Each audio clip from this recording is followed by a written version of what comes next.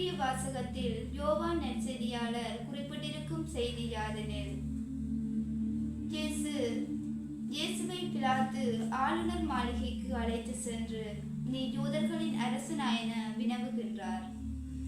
அதற்கு இயேசு பிலாத்துவிடம் மறுமொழியாக, நீராக இதை கேட்கின்றீரா, அல்லது பிறர் என்னை பற்றி உம்மிடம் சொன்னதை வைத்து கேட்கின்றீரா என கேட்கின்றார். மற்றும் எனது ஆட்சி இவ்வுலக ஆட்சி போன்றது அல்ல. இவ்வுலக ஆட்சி போன்றதாயிருந்திருந்தால் என் சீடர்கள் யூதர்களின் கையில் நான் அகப்படாதவாறு போராடி இருப்பார்கள். எனது ஆட்சி இவ்வுலக ஆட்சி போன்றதல்ல எனும் தெளிவான பதிலின் மூலமும் உண்மையை எடுத்துரைப்பதற்காகவே நான் இவ்வுலகத்திற்கு வந்தேன் என்று அவர் கொடுத்த பதிலின் மூலமாகவும் இவர் உண்மையிலேயே ஓர் அரசன் என யோவான் நற்செய்தியாளர் தெளிவாக கூறுகின்றார். இப்பாசகத்தின் மூலம் அங்கிருந்தவர்களுக்கு இயேசு கொடுக்கும் செய்தி யாதெனில், யாரையும் அநியாயமாக தீர்ப்பிடாது, அனைவரையும் மன்னித்து எது உண்மையென ஆராய்ந்து செயற்பட வேண்டும் எனவும், எம் வாழ்வில் வரும் துன்ப துயரங்களை நாம் நல்மனதுடன் ஏற்றுக்கொள்ள வேண்டும் எனவும், அனைவரையும் சரிசமமாக அன்பு செய்ய வேண்டும் எனவும் ஒவ்வொருவரையும் அழைத்து நிற்கின்றார். இன்றைய வாசகத்தில் யோவான் நற்செய்தியாளர் எனக்கு தரும் செய்தி யாதெனில், கிறிஸ்து இயேசு உண்மையிலேயே ஓர் அரசர் எனவும், அவரது ஆட்சி இவ்வுலக ஆட்சி போன்றதல்ல எனவும் தெளிவாக கூறுகின்றார். இன்றைய வாசகத்தில் குறிப்பிடப்பட்டுள்ளதை போல நான் எந்நிலையில் இருக்கின்றேன்? பிலாத்துவை போல் இருக்கின்றேனா, அல்லது இயேசுவை பிலாத்துவின் கையில் ஒப்படைத்த யூதர்களைப் போல் இருக்கின்றேனா, அல்லது கத்தாத செம்மறியாக அனைவர் முன்னிலையில் நிறுத்தப்பட்ட இயேசு கிறிஸ்துவை போல் இருக்கின்றேனா? நான் சற்று சிந்திக்க வேண்டும், நான் எந்நிலையில் இருக்கின்றேன் என.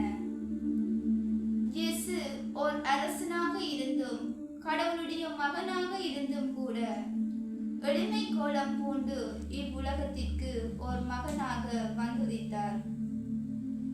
அனைவரது ஈடேற்றத்திற்காக தம் உயிரையே கையளித்தார். நானும் என் வாழ்வில் இயேசுவை போல் வாழ்கின்றேனா? பிறருக்கு துன்பம் ஏற்படும் போது பிறரது துன்பத்தில் பங்கு கொள்கின்றேனா, அல்லது பிறர் மனங்களில் இடம் பிடிக்கும் மகளாக வாழ்கின்றேனா? இயேசுவை போல் உண்மைக்காக நீதிக்காக குரல் கொடுத்து வாழும் நற்பிள்ளையாக வாழ என்னை அழைத்து நிற்கின்றார்.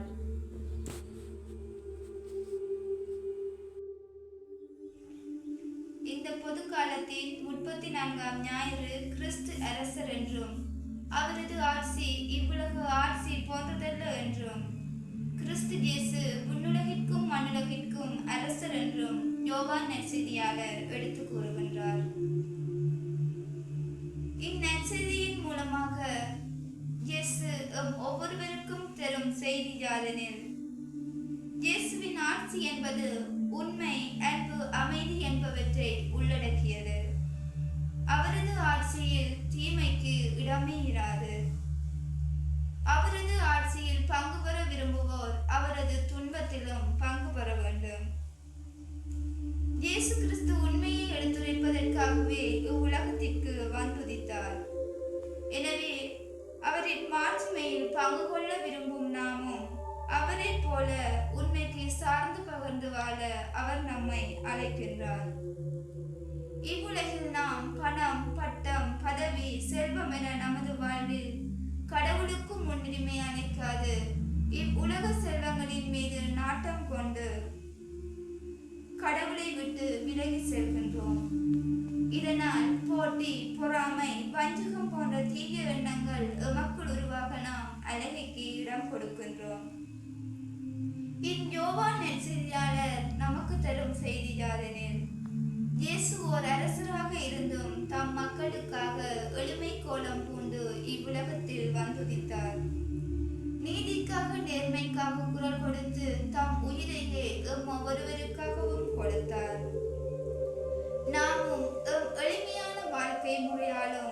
விசுவாசத்தினாலும் பிறர் மனங்களில் அமைதியை ஏற்படுத்தி மகிழ்ச்சியை ஏற்படுத்தி பிறருக்கு ஒளி கொடுத்து வாழும் நல் மக்களாக வாழ